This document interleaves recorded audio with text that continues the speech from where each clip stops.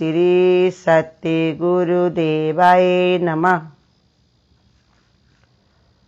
भगवान की ओर परिवार को कैसे मोड़ें, ऐसे प्रश्न किया है कि भगवान की तरफ परिवार को कैसे मोड़ें। तो भगवान ने बताया कि देखो, परिवार तब मुड़ेगा जब तुम कायदे से भगवान की तरफ मुड़ जाओगे।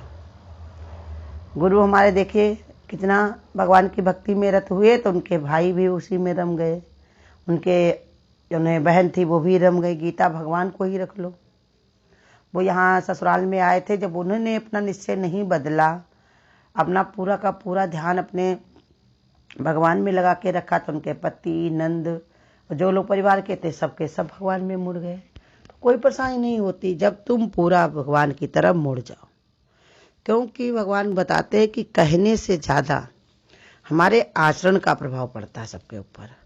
कहना तो भगवान ने कहा है आसान, लेकिन करके दिखाना बड़ा ही मुश्किल होता है। तो उसके लिए हमको हमेशा ये विचार करना है कि सारा संसार हमारे पीछे हमको ही देख रहा है। सारा संसार अगर नहीं है तो अपने घर वाले तो तुम्हारा देख ही रहे आचरण कैसा है। और हम गुरु कहते थे जितने सब हमारे पीछे और आगे सब खड़े हुए हैं वो सब बहुत बड़े ज्ञानी हैं, बस हमारे कारण ये संसार में आए हुए हैं ऐसा साधारण रूप बना करके कि जिससे हमारा कार्य पूरा हो जाए, हमारे कर्म खाता जो है एक नील हो जाए, इसके लिए वो लोग आए हैं। जैसे भगवान जब आए थे वृंदावन में, गोकुल में, मथुरा में जब आए थे तो कहते थे गोपियां इतनी थी, सब बहुत ज्ञानी थी, सब ऋषि मुनि महात्मा थे, लेकिन घर में कैसे रह रहे थे, गांव में कैसे रहे थे, गोकुल में कैसे रह रहे थे, सब बिना पढ़े लिखे सुध बुध खोए हुए हैं। देखो वो जौन है भगवान ने की कैसी लीला है। वो धोबी जो था, जब भगवान गए थे कंस से मिलने के लिए, तो धोबी जो था तो उसने जैसे भगवान ने कपड़े मांगे कि तुम्हारे पास ये कपड़े हैं जब कंस के लिए जा रहे हो, उनमें से थोड़े कपड़े हमको दे दो, हम वहाँ आए हुए, कंस हमारे मामा हैं और हम तो ग्वाले हैं, सही कपड़े नहीं पहन के आए, यहाँ तो महोत्सव होने जाना है। तो उसने मना किया, कहा देखो ये कंस के कपड़े हम नहीं तुमको देंगे, नहीं तो कंस हमको मार देगा। तो भगवान ने क्या किया, उसको एक ही घूसा मारा और सीधे परलोक उसको भेज दिया, मुक्त कर दिया उसको। और जो कुब्जा थी उससे भगवान ने चंदन का लेप जो करती थी कंस को, तो उससे भगवान ने क्या किया कि कुब्जा से जब चंदन मांगा कि हमारे भी शरीर पर लेप कर दो, हम भी जा रहे हैं वहां महोत्सव में, तो कुब्जा डरी नहीं, कंस जो करे सो करने दो, उसने तुरंत ही भगवान के शरीर पर लेप करने लगी। उसी के कारण भगवान ने उसको क्या दिया गिफ्ट, पैर पर धर के अंगूठा और ठोड़ी में हाथ लगा करके उसके कुबर को ही सही कर दिया। वो सुंदर थी, तभी तो उसको भय नहीं लगा, क्योंकि भगवान के भक्त को भय नहीं होता, भय ही हमको जुड़ने नहीं देता। आप कितने सारे लोग तो ऐसे भी होते हैं, अपने आप तो सत्संग में आ जाएंगे लेकिन बहू बिटिया उनकी सत्संग में नहीं आए, लड़के बच्चे नहीं आए, कहीं ऐसा ना हो कि पूरे वो सत्संगी बन जाए तो उनका कार्य चौपट हो जाए, वो पूजा पाठ ना करें, कुछ मांग जांच ना करें, संसार के कोई कार्यभार ना करें, ऐसे विचार उनके अंदर आ जाते हैं। तो ऐसे गुरु कहते दृढ़ता से कोई जल्दी आता नहीं होगा, जो आ जाए तो पूरा परिवार उसमें लगना जरूरी हो जाता है, क्योंकि भगवान ने लिया, जिम्मेदारी भी ली है। कहा जैसे तुम हमारी तरफ आते हो तो तुम्हारे घर की, परिवार की, सबकी जिम्मेदारी मेरे पास हो जाती है। जैसे प्रहलाद जो थे तो उनके पिता को जब भगवान ने जब उनको मारा नरसिंह रूप धर करके, अब कहा वरदान मांगो, तो प्रहलाद ने क्या वरदान में मांगा, कहा कि देखो अगर प्रभु करना चाहो तो हमारे पिता को क्षमा करके परम धाम दो। भगवान ने कहा वो तो हम पहले उनको दे चुके हैं, क्योंकि जिसका ऐसा पुत्र हो उसके पिता पहले ही परम धाम पहुंच जाते हैं, उनकी 7 पीढ़ियां आगे की, 7 पीढ़ियां पीछे की सब तर जाती हैं जो भगवान का कोई भक्त होता। तो बताओ, तो भगवान ने अगर एक को बुलाया है अपनी तरफ तो सबको बुलाना चाहता है, ऐसी ही प्रेरणा आई हुई है। ऐसे ही हमको सामने से भगवान ने स्वभाव संस्कार दिखाया है, क्योंकि इसी कारण जैसे गुरु कहते खटिया का एक पावा खींचो तो अपने आप ही तीनों पावा सबने तुरंत ही उनके साथ में हो लेते हैं।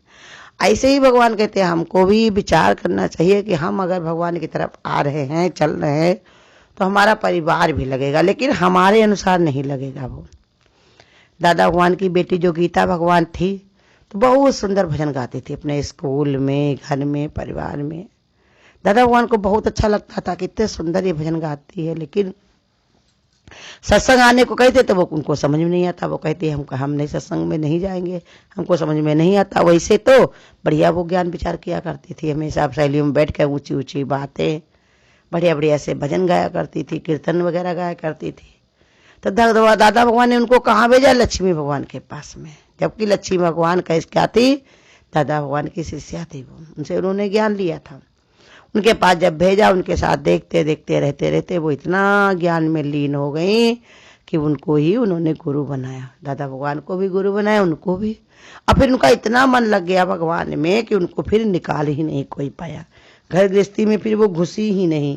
तो ऐसे ही बताया कि देखो सबके अंदर ऐसे प्रभाव पड़ता, कहीं न कहीं से शुरुआत तो होती ही है हमारी। ऐसे घर का एक सदस्य अगर जुड़ जाता है या परिवार में हमारे कोई भगवान का भक्त रहा जरूर होगा, कोई जरूर भगवान की तरफ मुड़ने वाला होगा हमारे माता पिता में, घर में, परिवार में, तभी तो आज हमारी ऐसी बुद्धि बनी हुई है, तभी तो ऐसा हमारा विचार बना है। अब अगर हम आ गए तो हमारे साथ में भी बहुत सारे लोग चलेंगे, आगे से पीछे से लगेंगे, और कोई आगे लग जाएगा, कोई कल लग जाएगा, कोई ना हमारे शरीर को रहने पर भी लग जाएगा। कि चलो भगवान ने कहा कब उनके पुण्य उदय हो जाए, कब उनके अंदर प्रेरणा हो जाए भगवान की, तो उनकी चिंता करने की जरूरत नहीं। उसके लिए बस हमको यही करना है कि अपने हम आचरण सही करें, और जहां तक हो सके हम सत्यवादी बने, और जितना ज्यादा हमें हो सके हम भगवान पर अपने निर्धारित हो जाए, उसी की शरण को गए। तो भगवान चाहेगा तो क्या नहीं कर सकता, वो तो पूरे संसार को चाहे मोड़ ले, वो क्या नहीं कर सकता, मोड़ता क्यों नहीं, क्योंकि कर्म जुड़े पूरे। ऐसे ही घर परिवार वाले भी, हम अगर भगवान की तरफ बढ़े चले आ रहे तो सबको भगवान बुलाएगा जरूर। ऐसा नहीं कि वो छोड़ दे, उनको बुलाएगा जरूर, बस देर इसलिए है क्योंकि कर्म खाता के कारण। अभी विश्वास अगर नहीं हो रहा किसी को तो उसका अपना कर्म है। तुम्हारी तरफ से कमी नहीं होनी चाहिए, हमारी तरफ से कमी नहीं होनी चाहिए कि हम सत्संग तो करें, साथ में परपंच भी करें, तरह तरह के हम बवाले में भी पढ़े, तरह तरह के हम जो है शरीर अपने जो है स्वभाव संस्कार को अपने लगाए रखे थे विषय विकारों में, तो उसका प्रभाव नहीं पड़ेगा। अगर हमारे अंदर सच्ची भक्ति भगवान की चढ़ी है मेरे ऊपर, तो घर परिवार पर भी पड़ेगी। परमात्मा की शक्ति से, अपने नेत्रों से, दृष्टि से भगवान को देखो, हर जगह भगवान ही भगवान विद्यमान है। बुला करके सबको परमात्मा अपनी चरण में ही बैठाएगा, क्योंकि सब है ही भगवान स्वरूप, दूसरा कोई है ही नहीं, एक परमात्मा के सिवा दूसरा कोई है ही नहीं। और रही बात कमी की, तो घर परिवार में कर्म के कारण कुछ कमी दिख भी जाती है, तो गुरु कहते कमी शरीर में है ना, देह में सब विकार होते हैं, गुरु देह से ही मुक्त करते हैं। जैसे संत महात्मा लोग बताते हैं कि हमारे मत में भेद होना चाहिए, बोलचाल में अगर हमारा भेद है, हम भगवान की तरफ लगे हुए हैं, वो लोग नहीं लग पा रहे तो उनको कम समझें, वो हम लोगों को ज़्यादा ना समझें, तो ये भेद हो सकता, लेकिन मन में भेद नहीं होना चाहिए। क्योंकि घर परिवार जो भी है वो सब हमारे कर्म के अनुसार मिला है, और भगवान ने हमको दिया है, ये भगवान की दी हुई अनमोल वस्तु है मेरे पास, इनके पास नहीं होता है।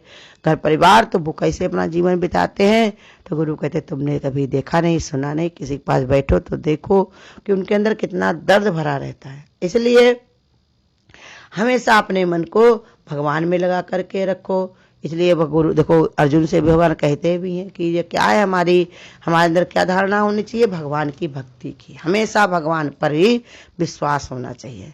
अब अगर हमने उस भक्ति को नहीं पहचाना, उस विश्वास को नहीं जागृत किया, तो हमारा आना सब बेकार ही हो जाएगा, जहाँ हमारा किया कराया सब बर्बाद हो जाएगा। इसलिए भगवान बताते हमेशा निश्चय करके भगवान की ओर बढ़ो, ज़्यादा जितनी तुम्हारी भक्ति बढ़ेगी उतने घर पे परिवार पर भी प्रभाव पड़ेगा तुम्हारा, वो सब धीरे धीरे अपने आप मुड़ते चले आएंगे, क्योंकि सबके अंदर वही भगवान विद्यमान है, परमात्मा विद्यमान है, और हम अपने देह अभ्यास के कारण ही ऐसे स्वभाव को बनाए हुए हैं कि हमारी बात समझ में नहीं आती। देह अभ्यास के कारण देह में मन पड़ा हुआ, जितना गुरु हमको रोज बताता है कि देखो वाणी भी चलती है कि गुरु हमको एक ही प्रैक्टिस रोज करवाता है, एक ही अनुभव हमको रोज करवाता है कि मैं आत्मा हूँ, मैं देह नहीं हूँ, मैं पूर्ण परमात्मा हूँ। ऐसा गुरु कहते अपने अंदर निश्चय रोज करवाता है, लेकिन एक ही निश्चय करना है, लेकिन फिर भी हम नहीं कर पाते, तो ये कितनी बड़ी हमारी कमजोरी होती है। तो गुरु कहते कमजोरी अपनी हटा दो, तो सब कुछ भगवान ही भगवान है, एक परमात्मा के अलावा दूसरा और कुछ है ही नहीं। उनकी चिंता ना करो, वो स्वयं भगवान की ओर मुड़ेंगे, बस हमको मुड़ना नहीं है, हमारे निश्चय में कोई कमी नहीं आनी चाहिए, मेरे विचारों में कोई कमी नहीं आनी चाहिए, क्योंकि हमको भगवान से मिल करके ही एक होना। आज मिल जाए और चाहे कल मिले, परसों, कभी न कभी हमें मिलना जरूर है। और जब मिलना हमको जरूर ही है तो कल की जगह हम आज ही काम शुरू कर देना।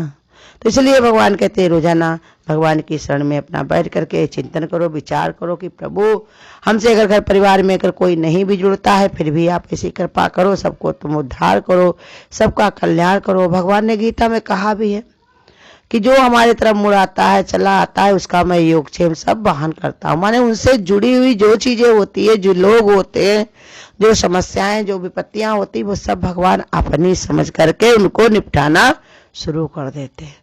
ऐसे करुणा निधान परमात्मा के गुण रातों दिन गाओ। ऐसे दया निधान परमात्मा के इस कीर्तन में हमेशा मन को अपने लगा कर रखो। शुक्रानों में हमेशा भगवान के लिए बैठे रहो कि हे प्रभु तुम्हारी कितनी बड़ी कृपा है, तुम तो हमेशा हजारों हाथ से हमको उबारते हो, अपनी गोदी में लेकर के चलते हो। ये घर परिवार भी अगर हमको दिया काहे के लिए, सुख लेने के लिए है, तो सब तुम्हारा ही, हमारा कुछ है नहीं। भगवान सबको अपनी तरफ मोड़ो, सबको अपनी भक्ति दो, अपनी शरण दो, सबको अपना ही सहारा दो। तुम्हारा ही सहारा सबसे ऊंचा सहारा है, और संसार के जितने भी सहारे हैं सब छोटे और फीके, कभी छूटने वाले। हमेशा ऐसे विचार करते रहो। गुरु कहते थे पानी पिलाओ तो भगवत भाव डालो, खाना खिलाओ तो भगवत भाव डालो, उठो बैठो बोलो तो भगवत भाव डालो, तो सब धीरे धीरे भगवान की ओर मोड़ेंगे जरूर, क्योंकि सब भगवान स्वरूप हैं। बिना भगवान से मिले उनको चैन आएगी नहीं। हरिओम। अगर आपको आज की वीडियो अच्छी लगी हो तो वीडियो को लाइक और शेयर करना ना भूलें। आगे की वीडियोस देखने के लिए चैनल को सब्सक्राइब करें और नोटिफिकेशन